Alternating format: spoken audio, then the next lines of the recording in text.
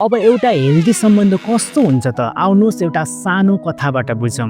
Imagine गर्नुहोस् एउटा हरि भन्ने केटा छ। उसले एउटा सानो पसल खोल्छ र त्यो पसल केही सालमै पुरा लसमा जान्छ र पसल बन्द गर्नुपर्छ। अब हरि एकदम दुखी हुन्छ। मनबाट आफूलाई फेलियर, जीवनमा केही गर्न नसकेको मान्छे र धरतीमा किन जिउँदैछु भनेर आफूलाई कोस्दै उसले सबै फिलिङ आफ्नो पत्नी राधालाई भन्छ। तर उसको पत्नी राधाले भने उसलाई हौसला दिँदै, चिन्ता नगर, एउटा पसल त डुबेको हो नि, फेरि अरू नै केही गरौँला, जसरी भए पनि जीवनमा अघि बढौँला, म सधैँ तिम्रो साथमा छु भनेर अलि पनि जजमेन्टल नभई आफ्नो पतिको साथ दिन्छ भने त्यो केटाले त्यो सानो पसल त के पुरै दुनियाँ पनि जित्न सक्छ।